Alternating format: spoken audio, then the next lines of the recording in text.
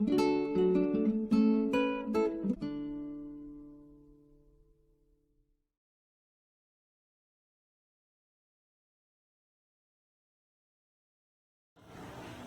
dia, irmãos, irmãs e todos dessa jornada. Estamos mais uma vez aqui para contemplarmos um pouco a semana, ouvindo as palavras do Evangelho para adocicar os nossos momentos, os nossos instantes, dos quais necessitamos. Vamos fechar nossos olhos, vamos agradecer, agradecer a oportunidade de podermos estar aqui, presente, aos nossos anos de vida, aos nossos desafios, que temos tido muitos desafios, aos nossos sabores adocicados, os que ainda não estão adocicados, ao sol, a presença do ar, a água, o poder andar, o poder se movimentar, cada um na sua forma de viver, mas todos nós temos experimentado mais as coisas adocicadas do que aquelas ainda que não estão adocicadas. Então isso nos dá uma gratidão profunda à criação divina, a Deus e seus emanados de luz. Então, nesse instante, com os nossos corações voltados para a nossa essência divina, contemplando assim a divindade superior, anjos, arcanjos, os mentores das casas que nos regem, Porque sabemos que para os irmãos não tem nenhuma distinção, todos eles nos amam, nos estimam e cuidam de todos nós. Seja da casa de Jesus, da casa de Jacó e de tantos outros lugares que contemplam a Deus na sua verdade e no seu Evangelho. Que a graça de Jesus e de Maria esteja conosco, não só nesse dia, neste domingo, mas em todos os dias de nossas vidas, contemplando assim mais uma semana, com graça, com paz, com sabedoria, com distinção, com alegria no coração e destreza nas nossas vidas. Que Deus nos abençoe e nos ilumine. Agora iremos passar para a segunda parte, que vai nos trazer a reflexão da doutrinária, o irmão Nailson. Que Deus ilumine e dê a paz e a sabedoria a todos nós. Que assim seja. Bom dia, gente, tudo bem? Espero que todos estejam bem. Que a paz do Cristo possa estar nos envolvendo nessa manhã, para que possamos estar receptivos à mensagem dessa manhã, continuando com o livro Despertar, de Haroldo Dutra. O tema que nós iremos trabalhar nessa manhã é qual o sentido da sua vida? E o título é bem interessante, que nos faz mergulhar sobre esse tema, para que possamos realmente compreender qual é o sentido da nossa vida. E ele fala nesse capítulo, fazendo a reflexão sobre acerca do sentido espiritual da vida. E tem muitas citações de Emmanuel. Uma delas está no livro Pensamento e Vida, para que a gente possa fazer a compreensão dessa cadeia de ligações a grande vida, né? E Haroldo, ele faz um comparativo interessante para a gente fazer a compreensão sobre esse sentido da vida. Ele fala que um belo dia ele viu um casal que trazia uma criança no braço com 1 mês de vida. E ele passou a observar a fragilidade daquele bebê. E ele fala que começou a perceber a fragilidade da espécie humana.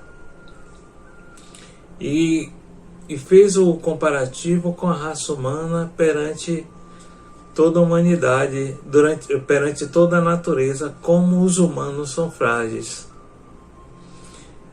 E ele fala exatamente sobre isso quando diz assim: se aquela criança fosse deixada sozinha no meio da natureza, dificilmente ela sobreviveria.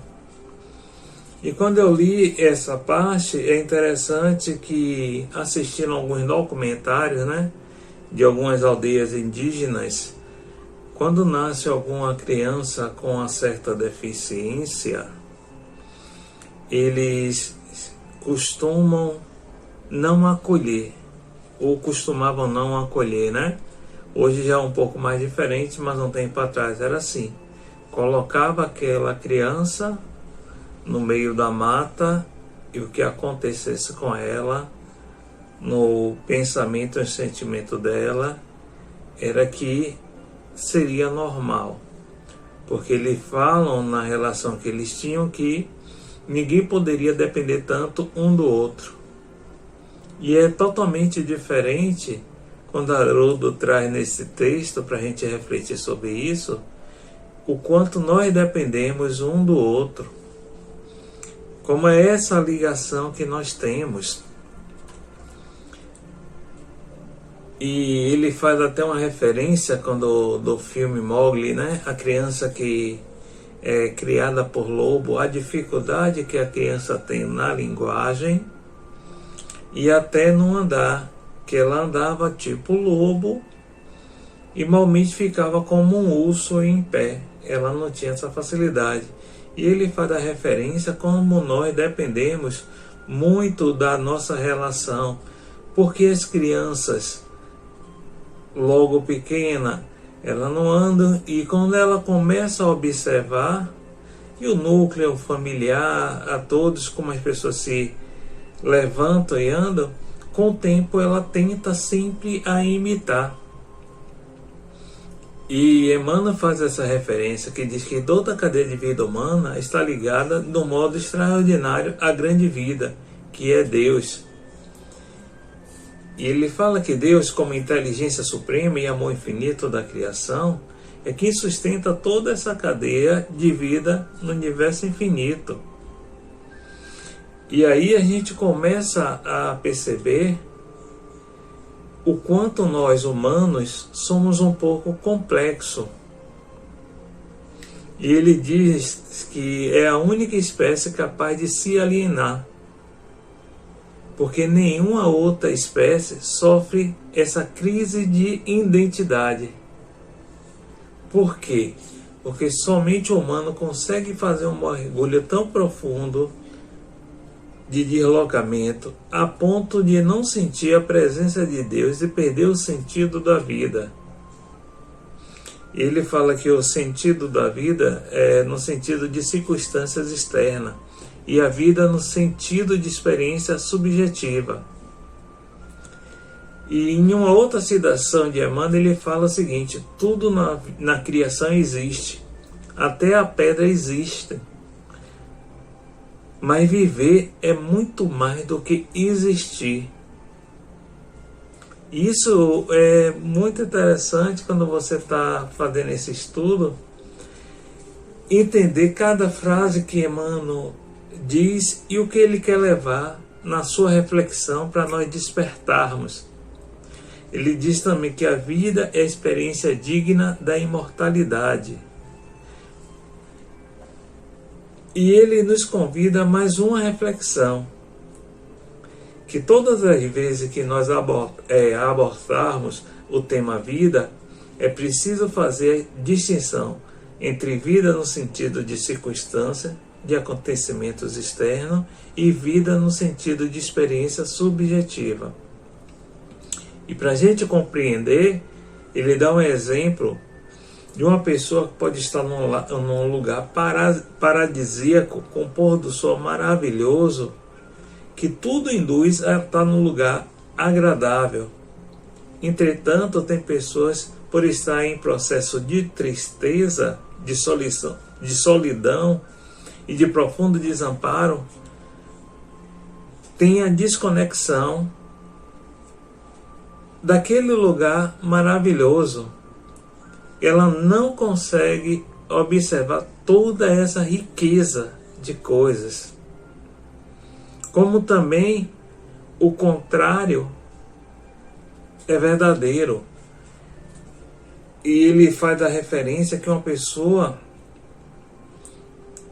pode estar num sepultamento aonde toda a vivência é de tristeza e de luto, e a pessoa pode estar no seu exterior com a tristeza a cada situação, mas no seu interior um processo de absoluta serenidade, de resignação e confiança em Deus. E é isso que muitas vezes acontece. Ele fala que a nossa experiência subjetiva acompanha os acontecimentos externos. E tudo na vida acontece com efeito didático. Que há uma vida externa e há uma vida interior. Há uma vida que acontece na nossa intimidade e uma outra paralela que acontece fora de nós. E ele diz que a grande experiência de estar vivo é intimamente a tentativa de sincronizar uma coisa com outra. E quando eu estava lendo isso, eu estava observando o quanto isso é verdadeiro nos dias de hoje. Se você pegar, abrir as pessoas que estão se acostumando a viver muito mais online, no sentido de estar ligado às redes sociais, a toda a situação de vida, com a necessidade de postar tudo que faz, dificilmente você vai ver a pessoa postando o que ela tem realmente sentido. Ela vai postar sempre sorrindo, sempre com frases bonitas, tirando fotos de lugares maravilhosos, mas esquecendo de viver o seu íntimo. Pessoa passando por dores, por perturbações, por desequilíbrio, mas quando você vê as fotos, as postagens que faz, você não acredita que é a mesma pessoa. Pessoas que não conseguem fazer nada senão postar uma foto, um comentário, uma situação. E ainda não compreendeu que essa experiência no corpo físico é educativa. E não vai ter aprendizado se ela não for desafiada. Aí me lembrei de um filme que eu assisti, O Todo-Poderoso 2, onde um cidadão está construindo uma arca, e tudo que ele faz, mesmo ele não tentando querer fazer, leva com que ele sempre se encontre daquela maneira construindo a arca. E a família vai acompanhando, e tem uma hora que a esposa está meio desesperada, sai com os filhos e para numa lanchonete. Encontra com Deus. E ela fala da situação. E ele diz exatamente isso. Quando você se diz que está pronto, quando você diz que você quer fazer o desafio, você precisa passar pela prova. E ela desperta naquela frase e volta para estar junto do marido. E aí, no livro Fonte Viva, tem um comentário que fala acerca da vida que acontece dentro e fora da gente. E Emmanuel traz uma mensagem do Evangelho de Mateus que fala assim: não somente de pão viverá o homem, mas de toda palavra que sai da boca de Deus. E essa palavra não somente é interessante a gente começar a compreender, não somente de agasalho que se projeta o corpo, porque o agasalho protege o corpo e a experiência exterior. Mas ele não é só importante, porque a gente também precisa do nosso refúgio de conhecimentos para fortalecer a nossa alma. Quantas pessoas que sentem a interferência do clima no corpo têm muitos agasalhos que protegem o corpo. Mas a gente esquece muito de procurar esse agasalho que aqueça a nossa alma. Porque muitas vezes os nossos frios, os nossos sentidos, é muito mais interno do que externo. É aquele frio da tristeza, do abandono, das suas histórias. E se a gente parar para observar, alguém que viveu com muito desafio e passou por esse desafio e chega numa certa idade, muitas vezes é uma pessoa muito serena, tranquila, porque conseguiu suportar o frio das suas perdas, conseguiu encontrar um caminho para encontrar o sentido da sua vida. Muitas vezes a gente vai tentando acumular os conhecimentos externos, que é importante, a gente sabe disso, busca fazer a transformação do corpo externo, buscando as estéticas da vida, que a gente sabe que muitas vezes é válida, mas e a ferrugem da nossa alma? Como é que nós cuidamos? Como é que está a beleza da nossa alma? Como é que nós estamos no nosso interior?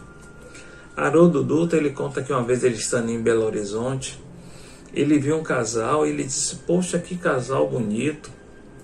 Os dois vestidos de maneira muito elegante. E viu a esposa e o rapaz ir até um carro também muito elegante. Tinha duas crianças também muito belas. E quando o carro saiu, ele viu se abriu a janela e eles jogarem o lixo pela janela na rua. Aí Haroldo disse que aí ele se sentiu muito mais bonito novamente. Porque não basta só a formosura do corpo, é preciso também que o homem tenha a nobreza dos sentimentos. A nossa vida interior precisa ser bela. Nós precisamos cultivar aquela formosura interna também. E essa formosura interna, ela reflete na palavra que nós acolhemos os outros, na maneira como nós nos comunicamos, nos expressamos, na maneira que nós pedimos ou até exigimos alguma coisa. E essa é a verdadeira formosura, é a nossa vida interior, é o que nós temos de essência. E isso é o verdadeiro, porque as aparências o tempo vai destruir, mas o que você tem, que é seu, em qualquer lugar, em qualquer momento, isso vai transparecer. A gente sabe que a medicina avança, que ela é necessária, o quanto ela ajuda na manutenção do nosso corpo. Mas, e as nossas imperfeições da alma? Como é que nós cuidamos? Como é que nós estamos lidando? O trato social é muito importante que nós temos e isso é ensinado muitas vezes nas escolas.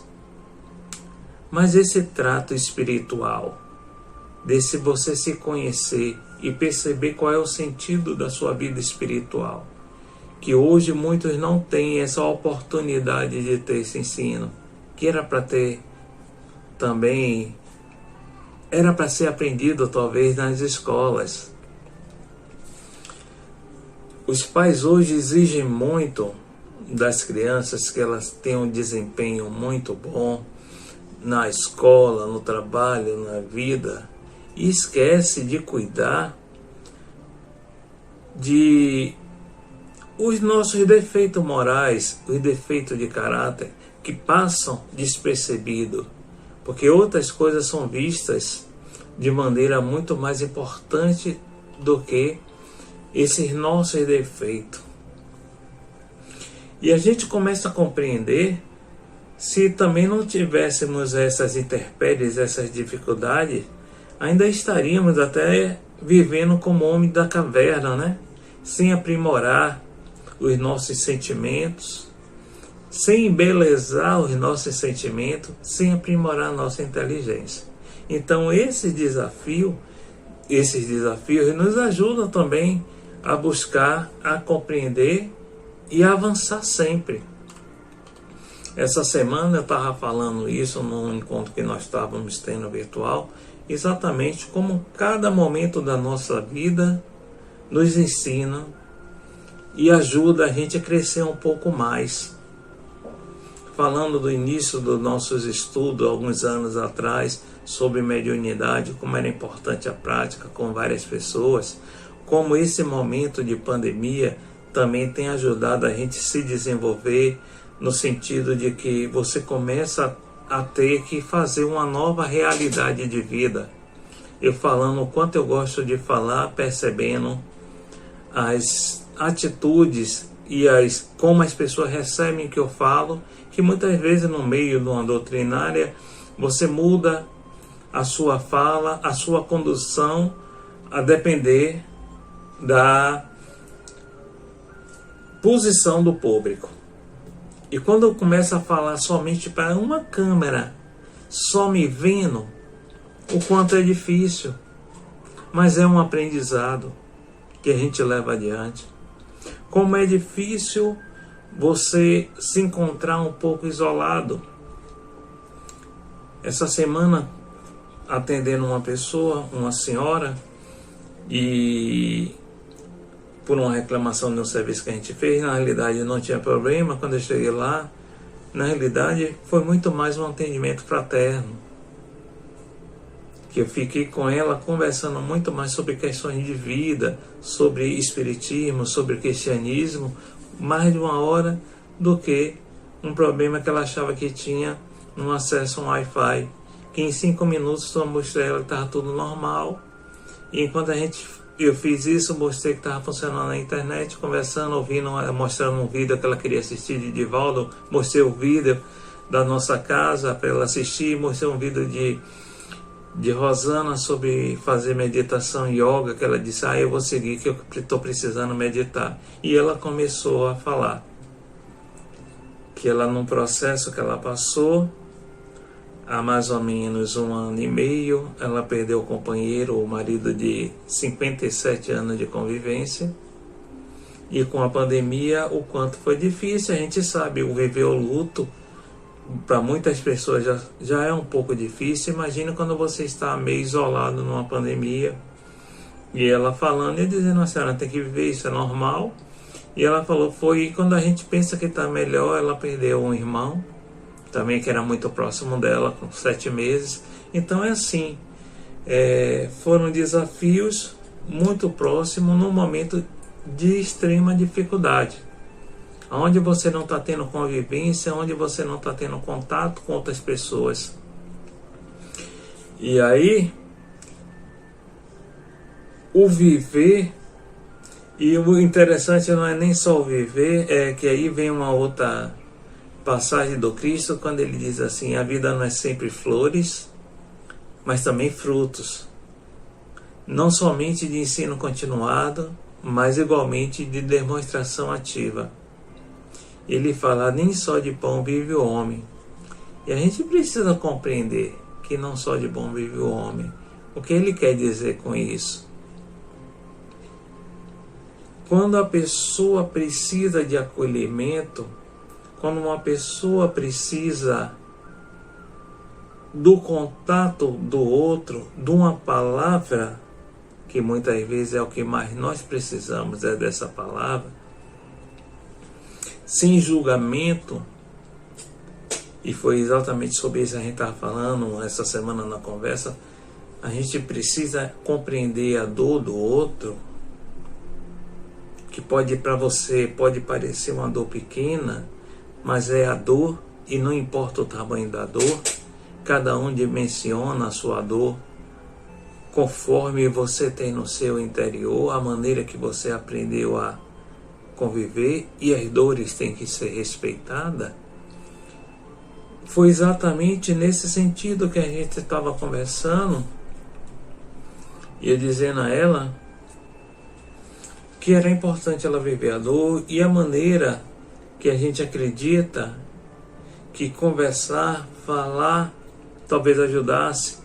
Ela disse que já tinha começado até a frequentar um centro num certo bairro, e com o distanciamento ela não tinha oportunidade de estar lá, aonde ela e um grupo de senhoras faziam enxoval, mas tudo era feito por elas, a costura. Ela disse: eu estou até nessa idade aprendendo a bordar, a fazer crochê. Eu digo: mas isso é muito bom, que não tem idade para você aprender, só existe a oportunidade de você fazer.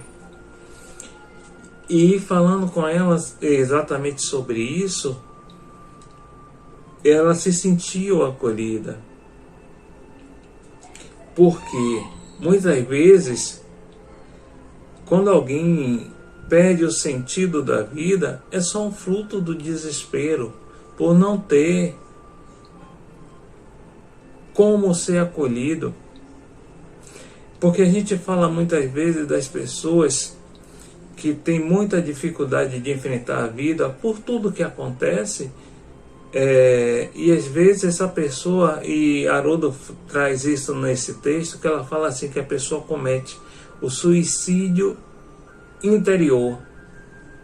É que quando você perde a sua autoestima, a alegria de viver, a capacidade de se encantar com as coisas simples e com as dádivas da natureza, você começa a cometer aquele suicídio interno. Quando você não consegue mais sorrir, o seu rosto se transforma numa feição mais triste, isso já é um suicídio. E Haroldo ainda fala assim: a gente não valoriza muito as pequenas coisas que nós temos. A família, por mais que muitas vezes seja desafiador ter uma família, mas a gente tem que valorizar, porque nós temos uma família. De uma maneira ou de outra, a família é uma história que você tem, e com certeza você vai ter pessoas que te amam. Quando nós temos um lar, por menor que seja, mas você consegue ter um lugar que vai lhe abrigar, isso já é uma grandeza. E a gente consegue perceber que isso é um suicídio interior, porque quantas pessoas não têm família e conseguem estar bem? Quantas pessoas não têm um lar, não têm assistência, mas conseguem encontrar beleza, felicidade em pequenos momentos? E a gente tem que compreender essa gratidão que nós devemos ter sempre. Tem uma história conhecida como Jerônimo Mendonça, que é o gigante deitado, que ele fala, alguém pergunta a ele o que é felicidade. E ele responde assim, que felicidade para ele é poder virar na cama, porque ele passou muito tempo deitado e não conseguia virar. Então felicidade para ele era só virar na cama. Isso é vida. É você compreender, buscar a felicidade nas coisas mínimas. É você encontrar felicidade na oportunidade que você tem de conversar com alguém, na felicidade que você tem de ver um vídeo que você gosta, a felicidade numa música. Pode ser coisas pequenas, mas você encontrar beleza, felicidade nisso, você já está crescendo, você está compreendendo qual é o sentido da sua vida. Porque quando nós estivermos só procurando coisas grandes, a gente está se afastando de Deus. E eu me lembro uma certa feita, num estudo que nós fazíamos na federação, quando o André Luiz Peixinho falou o seguinte: quando você começa a buscar estar mais próximo da espiritualidade superior, mais próximo você está de Deus. E ele disse, quando o seu consciente desperta, você não pensa mais entre o bem e o mal. Ele fala o seguinte, que você vai pensar sempre no bem e o bem maior. E Haroldo traz uma frase que é muito interessante, que ele diz assim: toda vez que você se aproxima de Deus, ele tira um pouco de você e coloca um pouco dele. Mas a maioria dos encarnados não está preparada para perder. E, portanto, deixa passar a grande oportunidade de ganhar um pouco de Deus. E isso é interessante. Essa frase mexe muito com você, porque você vai procurar o sentido mais profundo da existência corporal e a sua capacidade de resignação. Hoje a gente vê as pessoas falando muito em resiliência, né? Mas pouco em resignação. E só o verdadeiro resiliente é resignado. E o que eu falo é que a gente tem a oportunidade de ter a doutrina espírita, porque ela nos ajuda a entender as coisas da vida, que você tem que aceitar, e não é só assim aceitar e ponto final, é que você tem que reverberar, começar a compreender e buscar se manter psiquicamente saudável. A gente tem visto nesse momento uma grande multidão perdendo o sentido da vida. Quantas pessoas estão congeladas no passado, quantas pessoas estão mergulhadas no seu umbigo e não conseguem perceber o quanto você precisa cuidar do outro. A gente precisa ter respeito à vida do outro. Respeito à vida. E as pessoas estão se colocando em risco, colocando a vida do outro em risco, sem se preocupar. Isso é muito grave. E a gente tem que aprender. A cada dia que passa, a gente vai vendo as pessoas deixando de mão os cuidados necessários, as pessoas se aglomerando. Isso é perder o sentido da vida espiritual. E não se preocupando com segurança. Estamos vivendo um momento muito difícil nesse momento, que é o segundo pico da segunda onda da pandemia, com as mutações que têm acontecido do vírus, cada vez mais agressivo, e temos percebido as pessoas cada vez mais irresponsáveis com o distanciamento e os cuidados. Então, estamos vivendo um momento muito sério, e isso tem muito a ver com a nossa conversa desse domingo, dessa compreensão, qual é o sentido da vida. Porque se a gente não compreender o momento que nós passamos, vai ser difícil nós mudarmos para esse novo normal que tanto se fala, e eu já repeti isso várias vezes aqui. E quando a gente começa a compreender isso, a gente sabe que nós não iremos perder o rumo da nossa vida. Iremos compreender qual é o sentido dela, porque não há motivo para perder.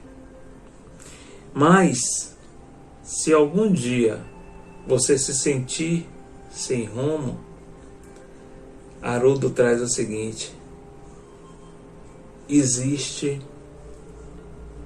a grande bússola poderosa dentro da gente, onde nós iremos encontrar novamente o nosso rumo. E qual é essa bússola que nos colocará novamente no rumo? É a oração.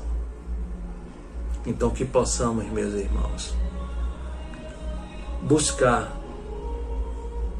A bússola é interessante que ela tem o que se chama de norte magnético, que ela sempre aponta para o norte, do sentido de você se orientar utilizando a bússola, que a partir daquele norte você sabe quais os caminhos você tem que seguir. Então, quando você compreende e entende como é que você vai usar a bússola, você não está mais perdido. E olha que nós estamos vivendo os momentos do GPS. O que seria esse GPS?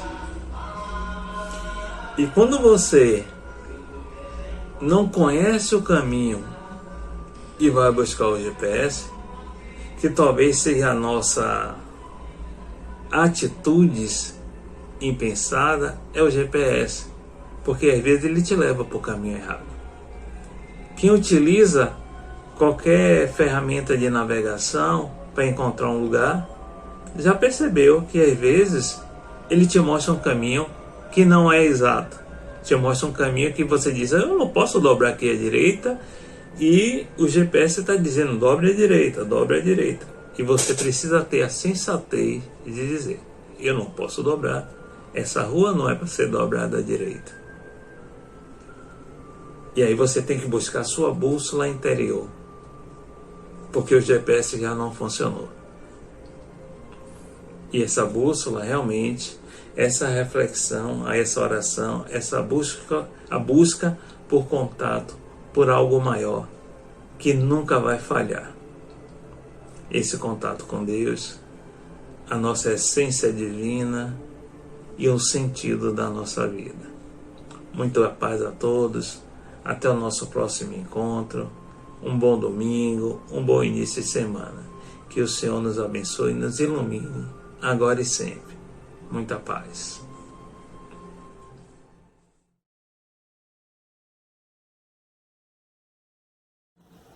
E assim, depois de ouvirmos a doutrinária, né, o Evangelho, né, vamos agora para os tratamentos, o passe.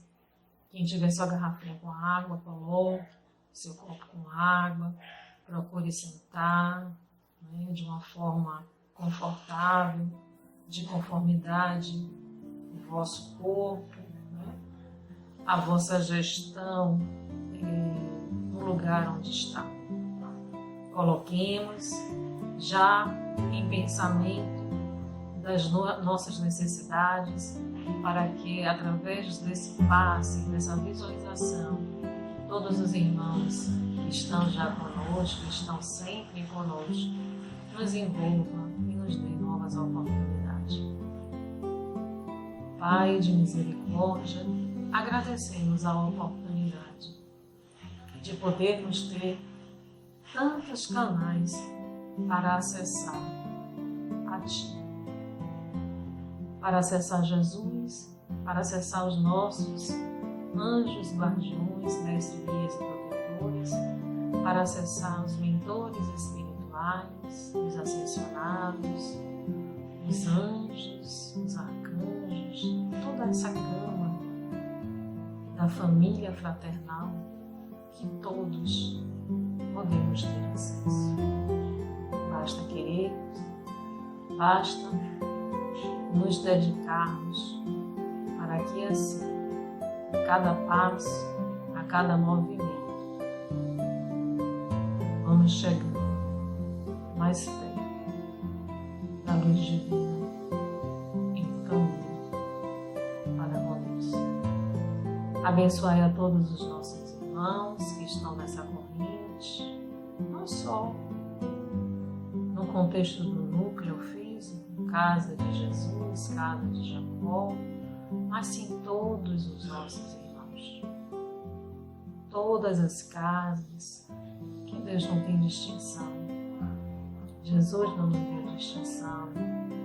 Os irmãos não têm distinção. Os mentores não têm distinção. Esses parâmetros que traz algumas siglas são dos homens presentes aqui na Terra. Mas que isso não seja motivo de nenhuma separação para que alcancemos o amor de Deus sobre todos nós. Abençoa a cada copo com água, a cada garrafa com água, que seja purificado com bênção de paz, de amor, de grandeza divina, de saúde da forma integrativa, porque precisamos de saúde, mas só no corpo, não só na mente. Saúde de uma forma integral, o equilíbrio, a harmonia, que nos dá, assim, um patamar de saúde e de firmeza para o nosso caminho. Que a graça divina, a partir de cada partícula dessa, e a cada irmão que faz os seus pedidos, nas suas orações, nas suas solicitações, tanto na coletividade como na sua individualidade, seja agraciado pelas bênçãos divinas. Que nos dê um conforto, um bálsamo salutar para esses dias e para todos os dias. Que possamos aprender e praticar. Que possamos aprender a nos alegrar e praticar. Que possamos aprender a tudo que Jesus nos ensina, mas não só o aprender com a mente, com o coração, com o entendimento, mas no contexto geral de nossas vidas, contaminando a cada um. Convive conosco, que passa em nossas vidas e que passarão.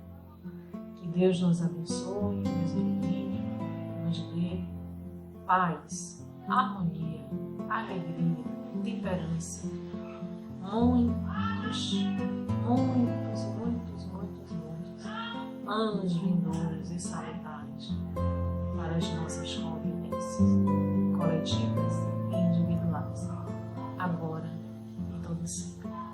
Concluímos assim o nosso encontro de hoje, desejando a todos muito amor em nossos corações.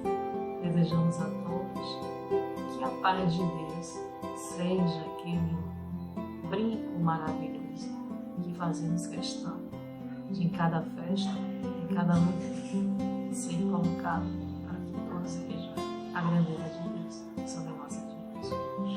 E assim, com nosso mantra, dizemos assim: que o círculo branco da paz e da harmonia se feche e se expanda através de nós.